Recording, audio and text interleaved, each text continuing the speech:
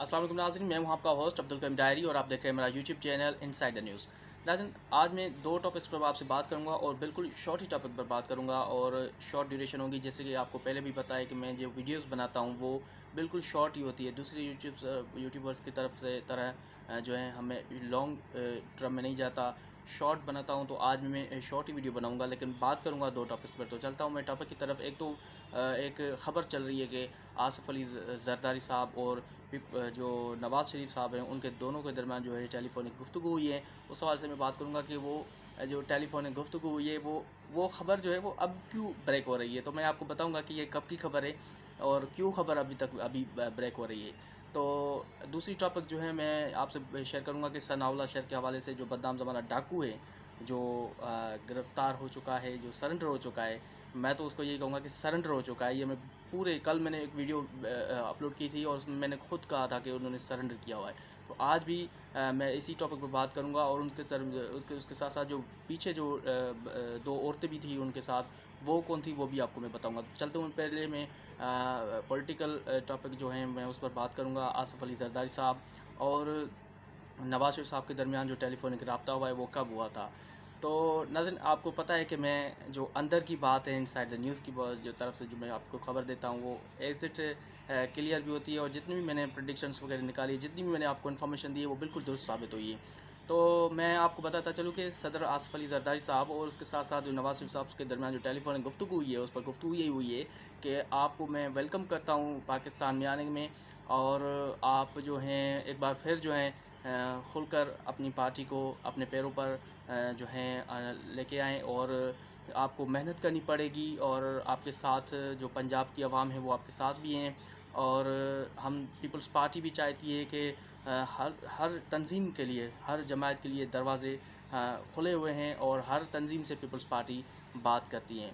अब मेरी जो गुफ्तगू है, मैंने जो गुफ्तगू की है उसमें जो अब मैंने पहली बात की, शायद आप उस बात को समझ सकते हैं, क्योंकि जो इंसान बात करता है ना, उसके जो इर्द गिर्द गोल दायरे में जो बात करता है उसकी गोल दायरे में बात करनी चाहिए। मैंने एक बात बताई ये कि ये मैंने बात की है, लेकिन आपको समझना ये नहीं चाहिए, आपको समझना ये चाहिए। उसको बोलते हैं इनसाइड द न्यूज़। इसलिए मैंने अपना जो चैनल है, यूट्यूब चैनल, उसका नाम इनसाइड द न्यूज़ रखा है, क्योंकि मैं अंदर की खबरें देता हूँ। तो सदर साहब जो आसिफ अली जरदारी साहब है और नवाज़ शरीफ साहब के दरमियान जो आप गुफ्तगू हुई है वो उस वक्त हुई जब नवाज़ शरीफ साहब वतन वापस पहुँचे।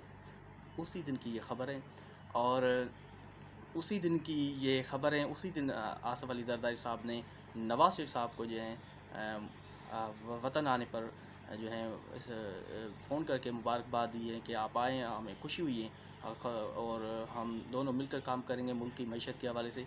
तो मैंने आपको ये ख़बर दी और अब चूँकि बहुत सारे चैनल्स हैं अभी ख़बर ब्रेक कर रहे हैं, मुझे तो ये टॉपिक इम्पोर्टेंट नहीं लगी, इसलिए मैंने पहले बात नहीं की। लेकिन अब मुझे देख रहा हूँ कि सारे चैनल्स जो हैं अभी इस पर लगे पड़े हैं कि भाई ये हुआ वो हुआ। कुछ नहीं हुआ भाई, ये पुरानी खबर है और ऐसी कोई सियासी बात नहीं हुई, कोई सीट एडजस्टमेंट की बात नहीं हुई है कि सीट एडजस्टमेंट है या आगे चल के दोनों पार्टीज़ जो हैं इत्तेहाद होगा दोनों पार्टीज़ का। तो कुछ नहीं होगा, ऐसा कुछ भी नहीं होगा। और अगला जो वज़ीर आज़म होगा वो कौन होगा वो भी मैं आपको बताऊंगा, लेकिन अभी नहीं। अभी मैं दो टॉपिक्स पर बात कर रहा हूँ, तो अभी मुनासिब नहीं है कि तीसरी टॉपिक ऐड हो जाए। तो इंशाल्लाह इस पर मैं आपको बताऊंगा कि अगला वज़ीर आज़म भी कौन होगा। और दूसरी बात मैं आपको बताता चलूँ कि जब बेनज़ीर साहिबा बाहर से पास्ट माजी में हम जाएँ तो बेनज़ीर साहिबा जब जलावतन थी और उसके बाद जब वापस वतन आई तो नवाज़ शरीफ साहब ने भी उसको उनको फ़ोन कॉल करके उनको वेलकम किया था। तो आसिफ अली ज़रदारी साहब ने भी उनको फ़ोन कॉल करके वेलकम किया। उसके साथ साथ उसके बाद कोई गुफ्तगू नहीं हुई ऐसी, कोई सीट एडजस्टमेंट के हवाले से कोई भी इत्तेहाद की बात नहीं हुई है, बस ये बात हुई है। तो अब मैं चलता हूँ दूसरी टॉपिक की तरफ, और दूसरी टॉपिक मेरी जो है वो सनाउल्लाह शर के हवाले से हैं, जो कि बदनाम ज़माना डाकू हैं और बहुत फेमस हैं। उसके हवाले से मैं बात करूँगा कि सनाउल्लाह शर जो हैं कैसे गिरफ़्तार हुआ है। मेरे जो सोर्सेज़ हैं, मुझे जो अपने सोर्सेज़ ने बताया है कि सनाउल्लाह शर ने मूंछें जो हैं अपनी वो छोटी करवाई। उसको पुलिस ने छोटी नहीं की उनकी मूंछें, उनकी जो मूंछें हैं उन्होंने ख़ुद छोटी करवाई हैं। और छोटी करवा के वो वहाँ से निकला है राउंटी से। एक कार उन्होंने करोला जो है रेंट पर लिए हैं और दो ख़वातीन उसके साथ थी। वो पीछे जो हैं सीट पर बैठी थी और वो दो ख़वातीन हैं, वो मुझे बताई जा रही है कि एक उसमें उनकी बीवी है और दूसरी भी एक औरत है जिसका जो ताल्लुक़ है वो किसी बलोच कम्युनिटी से है। तो दो हैं, वो भी उसकी रिश्तेदारी है। तो एक बीवी है, ये मैं आपको बता रहा हूँ, ये भी खबरें चल रही है, लेकिन यहाँ पर खैर मैं किसी के ख़िलाफ़ नहीं बात कर सकता। और दूसरी बात ये रही कि ये सनाउल्लाह सर जो हैं वो आगे की फ्रंट सीट पर बैठे थे और उन्होंने सिंधी टोपी जो वैसे पहनता था, वो सिंधी टोपी उन्होंने नहीं पहनी थी। ठीक है, सिंधी टोपी नहीं पहनी थी ताकि मैं पकड़ा ना सकूं, और उन्होंने बिल्कुल हुलिया अपना चेंज कर दिया था। जब वो जा रहे थे तो इंटेलिजेंस बेस पर जो ऑपरेशन हो रहा है कच्चे में, उसके दरमियान जो पुलिस को इतला दी गई कि वहाँ पर जो हैं शिकारपुर की तरफ सनाउल्लाह शहर जा रहा है फैमिली के साथ। और सनाउल्लाह शहर कहाँ आ रहा था? ये कराची आ रहा था। और कराची क्यों आ रहा था? सरेंडर करने आया था। ये कोई कराची मैं बता रहा हूँ ना, जितने भी डाकू हैं, मैं आपको बता रहा हूँ कि जितने भी क्रिमिनल्स हैं, वो अगर अपने आप को सेफ़ करना चाहते हैं, वो अगर अपने आप को कहते हैं कि हम यार सेफ़ हैं, वो अपने इलाकों में, वो कच्चे में, वो वहाँ ही सेफ़ है। ये कराची में नहीं सेफ़ है, ये कराची में बिल्कुल नहीं सेफ़ है। तो सनाउल्लाह शहर जो आ रहे थे अपनी बीवी के साथ, अपनी फैमिली के साथ, वो सरेंडर करने आ रहे थे।